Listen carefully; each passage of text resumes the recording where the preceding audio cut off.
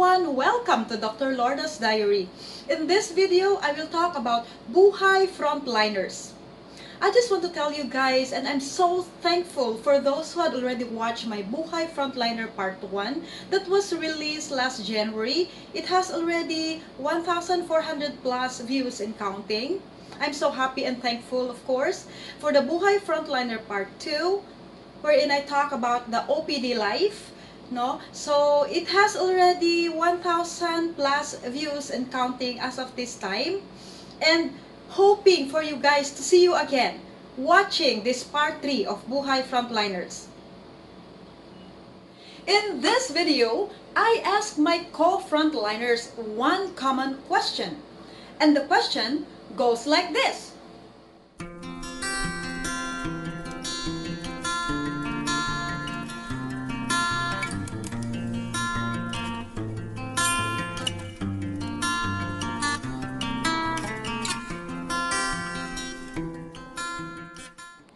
Before letting anyone to answer that question, I just want to answer first.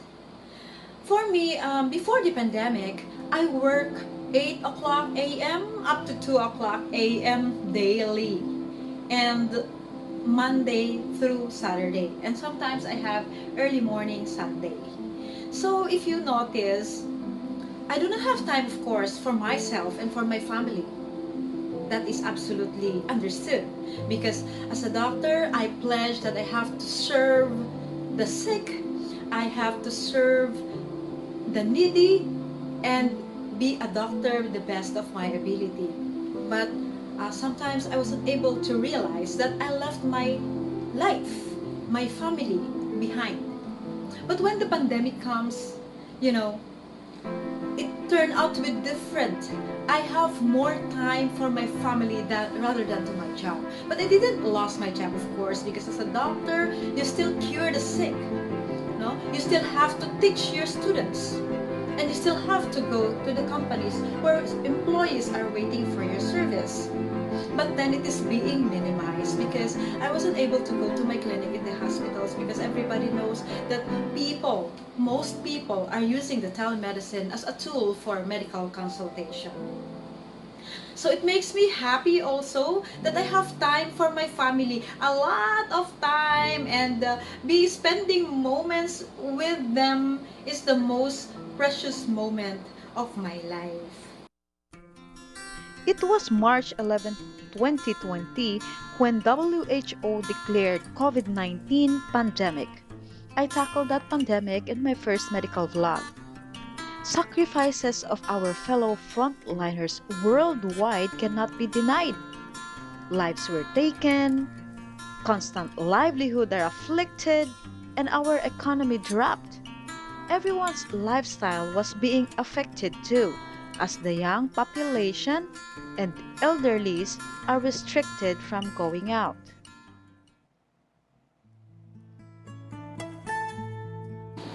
Hi everyone! Welcome back to my channel. This afternoon, I am here now with Dr. Leticia Aguiluman, the President of the Cebu Medical Society, and happen to be my... I was President na po doon. I passed now, but then, mind you guys, Dr. Aguiluman is one of the best Family Med Physician of the Year awarded, and at the same time, she is also a very good occupational medicine, just like me. She handled a lot of companies just like me too. So, Doc, good afternoon po again. Afternoon. Welcome sa aking Dr. Lorna's Diary sa aking YouTube channel. Congratulations for having your very successful channel. Thank you, Doc. Yeah, this is already a part 3 of my Buhay Frontliner, Doc. So in this part 3, I just want to ask my co-frontliners. So, Doc, how would you compare your duties and responsibilities as a doctor, as a family medical doctor, and an occupational medicine doctor before the pandemic and now na meron na tayong pandemic? Okay, I have so much to say. Actually, I have almost 20 companies before the pandemic, and now it's reduced now to 15 because of because some of the companies have closed already. Actually, when we cater to our patients from the companies and even our walk-in patients and our usual patients, we develop rapport, no? And we examine the patient closely, and there will be less tendency to leave off some of the complaints because we can really examine them. So it's very practical before because we can see the patient face to face. Oh, ngayon, hindi na po. But as our Dr. Sito said in her previous vlog, when we're very busy before, now we have at least some time to ourselves to clean our house, to clean our clinics, and to apply some protocols now that we have to do with this COVID, with this pandemic. So there's really a change in our practice now. Before, anybody can just walk into the clinic and examine, take history, prescribe, but now you cannot. You have to call first for me. You have to call me first for interview because there are cases that I will not accept in the clinic, but advise them what to do. But the thing is, we are there. We are reachable. We have our cell phones. In fact, when I was the president of the Cebu Medical Society, the CMS adopted a doctors on call program. I think Dr. Rasitoy was one of the doctors there because the patients cannot go to our clinics. So they have to call us first and then we just advise them what to do. Yes, absolutely, Doc. Thank you very much for your time, Dr. No matter how busy you are this time in the school, because Dr. Abby naman is now in the school, a full-time in the College of Medicine, Gulyas College of Medicine. Not really full Ay, time. hindi ba, Doc? Just the chief of clinic, Ay, chief of attending to the clinic. medical interns. And our problem now is the students are really rearing to go face to face. They really want to go face to face, but because of this pandemic, we still have some protocols to observe. Okay, Doc. Thank you so much once again. After kay Doc, pupuntahan ko naman yung mga frontliners ng mga nurses. Come on, let's go! Hi, Ma'am Nurse Dayan! Hi, Doc. Welcome sa aking channel. No? Ngayon, I just want to ask you, no? How are you going to compare your job as a nurse prior to pandemic at saka ngayon na pandemic na? Ngayon po, medyo mahirap po siya. Unlike noon kasi, pwede kaming makipagsalamuha sa pasyente without hesitation. Yes. Tapos ngayon, parang medyo may takot kasi hindi natin alam baka asymptomatic yung pasyente. Tapos meron Tapos, na pala siyang COVID. May COVID na. So, ngayon, parang doubling ingat na lang. Okay, see guys, ang sabi ng ating frontliner na nurse, dobleng ingat. Yan talaga kami ngayon, no? While we are doing our job, dobleng ingat. Hindi lang doble, triple pa. If you're going to face our patient this time, meron kaming ganito. Yan, susuot namin ito. And then, hindi kami basta-basta pumupunta, yung patient, hindi basta-basta makakarating dito, di ba mga? Yes, Doc. Oh. So, grabe ang pag-iingat. Thank you, Ma'am Dayan. Thank you so much. Okay.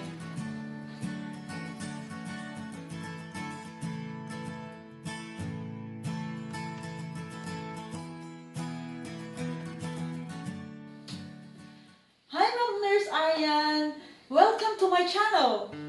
No, ngayon, this is for my Buhay Frontliner 2021.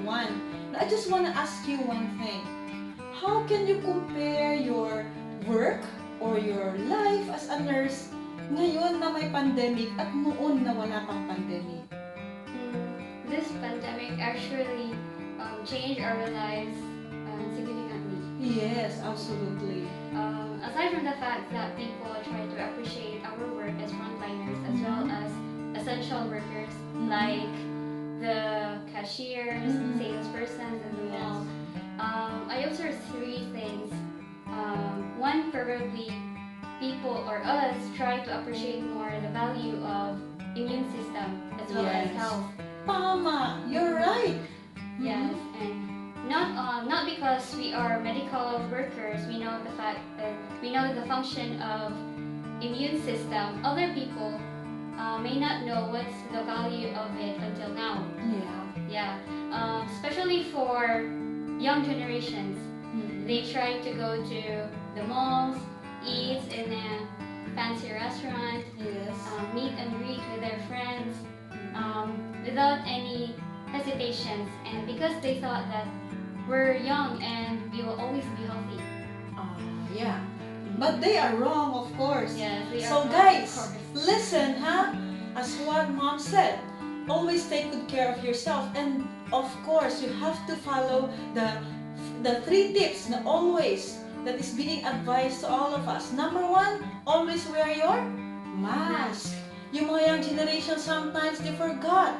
And use your shield, no? Face shield, and then ang pinaka-importante sa lahat, that almost everybody is really very hard to practice, the social distancing. Exactly. Exactly, no? Yung mga young generations natin, di ba? Yes. No? And not only young generations, my dear, nakakalimutan talaga natin yung social distancing. And that is one thing na hindi natin dapat kalimutan at isasama natin dun sa basic na normal natin, our new normal. Thank you, Ma'am Arian, ang ating nurse na frontliner.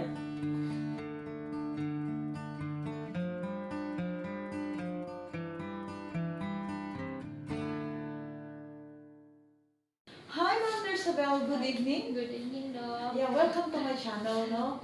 Dito sa aking channel, merong segment wherein buhay frontliner yung topic ko. Now, I'm just gonna ask you one thing. So, what is the difference or when you compare your life or your work as a nurse before the pandemic and ngayon na may pandemic? Would you compare it na? Some of the things that I have observed during this pandemic, the people are nagiging habit na nila natin yung pag hand washing. Yes. Yeah, every time na may matouch tayo, alcohol agad. dati parang nag-hand washing lang before at pagkatapos kumain. Oo, tama ka Yes, dyan. Doc. Tsaka ngayon, kung dati yung mga hindi umiinom ng vitamins, ngayon umiinom na sila at nag-double dose pa. Yes, Kaya na-out-of-stock na tayo sa market ng Opo. vitamins. Kaya importante talaga na alagaan ang ating immune system, kumain ng mga gulay at prutas. Tsaka Doc, ngayong pandemic, nababawasan din yung mga vices ng mga tao dahil sa liquor ban.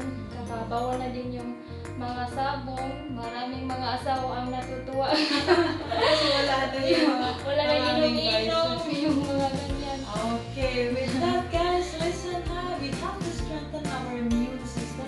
That is number one. And then, isa-isip natin, isa-puso natin yung meaning ng pandemic sa ating buhay. There's a lot of changes as what Ma'am Sabel said.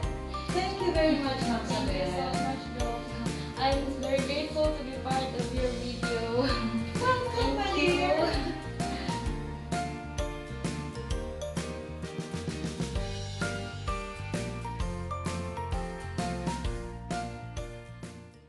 And of course, sa isang company, hindi lang doctor, nurses, o kaya security guard ang nandun. Andun din yung mga walang pagod na naglilinis sa ating paligid.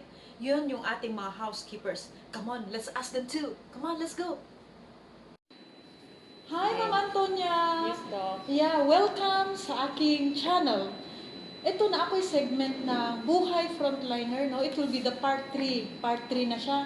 So, ako kitang tanungin ba about what is the difference or how will you compare your life or your work as a housekeeper katong sa una na wala pa'y pandemya ug karon na naatay pandemya. Sa man ang kalahian ana ma'am sa imo? Yes, Doc. Lahi kayo kalahian, Doc, sa una o karon tungod sa karong panahon sa COVID. Isod kaya sakyanan.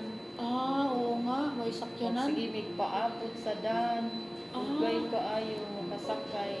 Okay, wala may service ma'am, no? Wala service. Oo. Okay.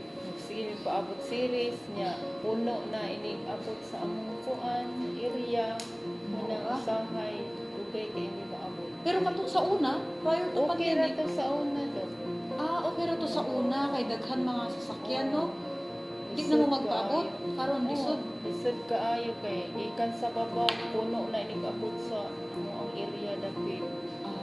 So kana ang struggle ni Ma'am Antonia, guys. Ang iyang travel padulong diri sa iyang work at pauli sa iyahang balay.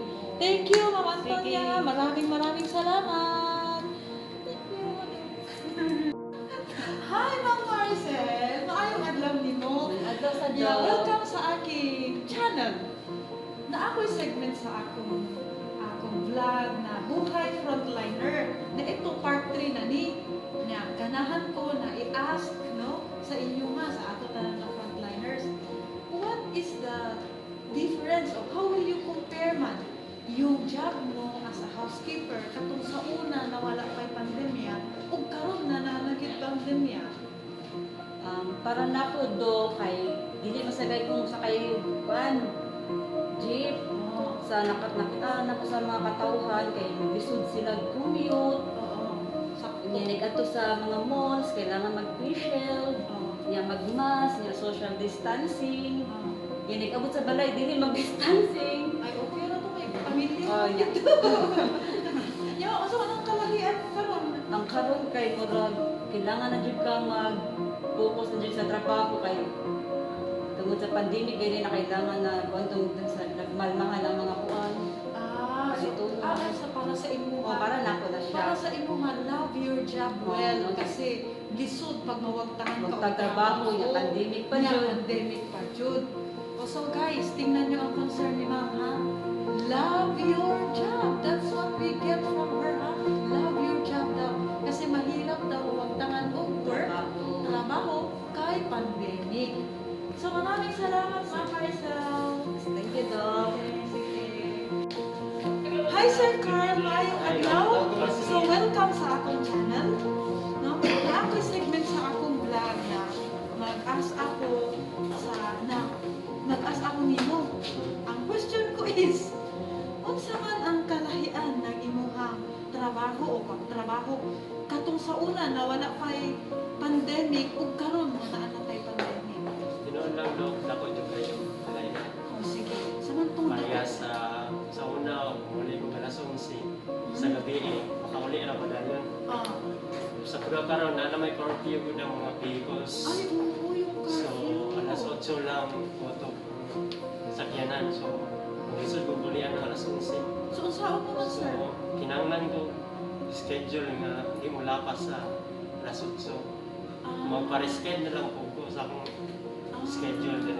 Pero okay naman sa imong company noon. Okay ra man sa yun sa sila. Okay. So guys, atong paminawon si sir. Kung ang inyong schedule dili mag-swap o mag-swap sa binigay na kwan ba na curfew sa inyong lugar, okay lang na makiusap kayo sa mga company sa inyo.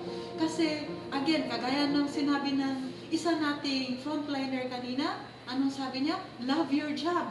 So, dapat mahalin natin ang ating trabaho. Di ba, sir? Okay. So, Sir Carl, thank you very much. Salamat din daw. Okay.